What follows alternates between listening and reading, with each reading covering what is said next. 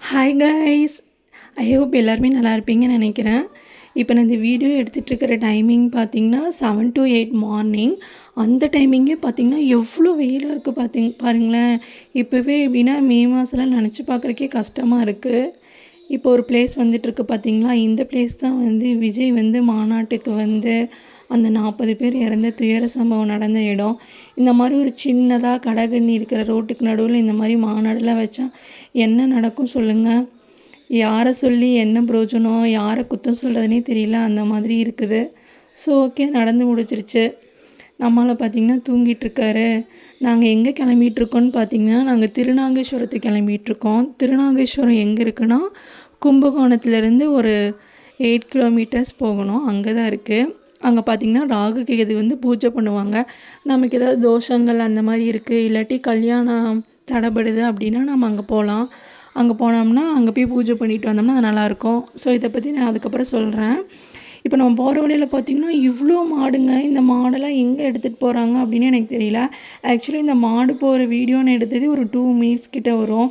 பார்க்குறக்கே ரொம்ப பாவமாக இருந்துச்சு. பாருங்களேன், அந்த பிறந்த கண்ணுக்குட்டியெல்லாம் வந்து இருந்துச்சுங்க. எல்லா மாடும் பார்த்தா சாப்பிடவே வழி இல்லாமல் ரொம்ப ஒரு நொந்து போய் ஒல்லியாக இருந்துச்சு. இந்த வெயிலில் எப்படி அந்த மாடெல்லாம் இப்படி நொந்துட்டு போகுதுன்னு தெரியல. ஸ்டார்டிங்கில் ஒருத்தர், எண்டில் ஒருத்தர், 2 பேர் தான் இந்த மாடை மேனேஜ் பண்ணி போயிட்டுருந்தாங்க. எப்படி இப்படிலாம் இருக்குன்னே தெரியல. எனக்கு பார்க்குறக்கே ரொம்ப கஷ்டமாக இருந்துச்சு. உங்களுக்கு யாராச்சும் தெரியுமா இந்த மாதிரி மாடெல்லாம் எங்கே கூட்டிகிட்டு போகிறாங்க? ஒரு வேளை ஒரு பட்டியிலேருந்து வேறு பட்டிக்கு கூட்டிகிட்டு போகிறாங்களா, இல்லை இந்த மாட்டு சந்தையில் போய் விற்றுருவாங்களா, என்னன்னே தெரியல இதெல்லாம். ஆனால் பார்க்குறக்கே ரொம்ப கஷ்டமாக இருக்குது. மாடுக்கும் வெயில் இருந்தால் இது மாதிரி சுட்டெரிக்க தானே செய்யும். ஆனால் என்ன பண்ணுறதுன்னு தெரியல. சரி ஓகே, நம்ம பாயிண்ட்டுக்கு வருவோம். இப்படி பார்த்திங்கன்னா எனக்கு கல்யாணம் ஆகிறதுக்கு முன்னாடி நாங்கள் திருநாகேஸ்வரத்துக்கு போயிருந்தாங்களா. அதுக்கப்புறம் திருநாகேஸ்வரம்னு சொல்ல முடியாது, திருநாகேஸ்வரம், திருமணஞ்சேரி, ராமேஸ்வரம், என்னென்னமோ ஊருக்குலாம் போய் எனக்கு கல்யாணம் ஆச்சு. இப்படிலாம் போய் தான் நம்ம கல்யாணம் ஆகணுமா அப்படின்ட்டுருக்கு. இப்படிலாம் போயும் கல்யாணம் ஆகி எல்லாத்துக்குமே லைஃப் நல்லா இருக்குன்னு சொல்லி சொன்னால் தெரியல. நான் வாழ்க்கையில் நிறைய பேர் வந்து என்னடா பண்ணுறது, நம்ம கல்யாணம் ஆகவே இல்லையே அப்படிங்கிறக்காக நிறைய பேர்த்து கல்யாணம் பண்ணிக்கிறோம். அப்படி இல்லாட்டி சரி ஓகே ஏதோ ஒன்று அப்படின்னு சொல்லி மிஸ் மேட்சாக கூட கல்யாணம் பண்ணிக்கிறோம். அந்த மாதிரி கல்யாணம் பண்ணிட்டு நிறைய அட்ஜஸ்ட் பண்ணி வாழ வேண்டியதாக இருக்குது. அந்த மாதிரி தான் இருக்குது நம்ம லைஃப். ஸோ இந்த பார்த்திங்கன்னா ராகுகேது பூஜை வந்து ஒரு நாளைக்கு ஒரு 3 டைம் நடக்கும். மார்னிங் ஒரு டைம், ஆஃப்டர்நூன் ஒரு டைம், அதுக்கப்புறம் ஈவினிங் ஒரு டைம். அதுமாதிரி ராகுகேது டைமிங் இருக்குது, அதுக்கேற்ற மாதிரி நடக்கும். நாங்கள் வந்து எனக்கு போனப்பையும் இப்போ போனப்பையும் 2 டைமே பார்த்திங்கன்னா ஈவினிங் 4:15 இதுக்கு தான் போயிருந்தோம். அப்போ பூஜை பண்ணி 5:30 மணிக்கு 4:15 4:30க்கு பூஜை ஸ்டார்ட் பண்ணுவாங்க. ஒரு 5 o'clock ஒரு 1/2 hour தான் இந்த மாதிரி பூஜை பண்ணுவாங்க. இந்த மாதிரி இளநீ அபிஷேகம், பால் அபிஷேகம், அந்த மாதிரி அபிஷேகம்லாம் பண்ணுவாங்க.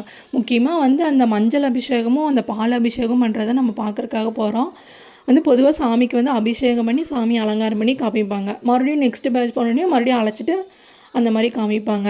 இந்த மாதிரி தான் பண்ணுவாங்க. ஸோ இதை நம்ம பார்க்கறதுனால நமக்கு இருக்கிற கல்யாண தடை, இதர தடைகள் ஏதாவது இருந்தால் அதெல்லாம் தடைப்பட்டு நம்ம கல்யாணம் ஆகும் அப்படிங்கிறது வந்து ஒரு நம்பிக்கை. இது எந்த அளவுக்கு உண்மை எனக்கு தெரியல, அப்படி தான் சொல்கிறாங்க. ஸோ அந்த மாதிரிலாம் பார்த்துட்டோம். கரெக்டாக பூஜையிலே பார்க்க வரும்போது யுகன் வந்து வாந்தி எடுத்துட்டான். அதுக்கப்புறம் வாந்தியோடையே உட்காந்துருந்து அந்த பூஜையெல்லாம் இது பண்ணிவிட்டு வந்துட்டோம். மார்னிங் பார்த்திங்கன்னா வீட்டிலேருந்து சாப்பாடு கொண்டு போயிட்டோம். ஆஃப்டர்நூனுக்கு கொண்டு போனோம், ஆனால் சாப்பிடல. கம்மங்கூழ் கஞ்சி மட்டும் குடித்தோம். வெயிலுக்கு ரொம்ப நல்லது இல்லைங்களா, ஸோ அதனால தான். அப்புறம் அந்த மாதிரி சாமி தரிசனம்லாம் முடிச்சுட்டு ஈவினிங் கரூருக்கு கிளம்பிட்டோம். எப்பாடி இந்த மாதிரி வெயிலில் ட்ராவல் பண்ணி போயிட்டது ரொம்ப கஷ்டம். ஓகே, நெக்ஸ்ட் வீடியோவில் பார்க்கலாம். டாட்டா, பாய் பாய்.